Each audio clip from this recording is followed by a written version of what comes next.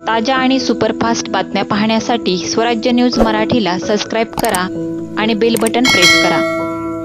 नाही चॅलेंज वगैरे असं काही नव्हतं.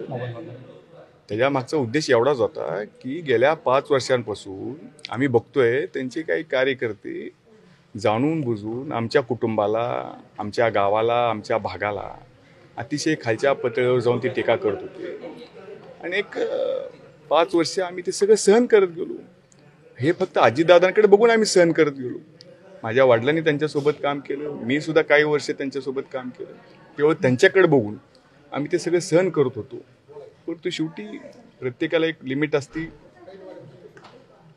आणि आज तर त्यांनी आमची नगरपंचायत लावण्यापर्यंत त्यांची त्या ठिकाणी प्रयत्न होता, परंतु तो निसर्गाने सुद्धा तो हाणून पाडला आणि आमची नगरपंचायत ही बिनविरोध झाली. त्या उत्साहाच्या भारामध्ये, त्याला चॅलेंज वगैरे असं काही नाही, उत्साहाच्या भारामध्ये ते गेलं असेल तोंडातून.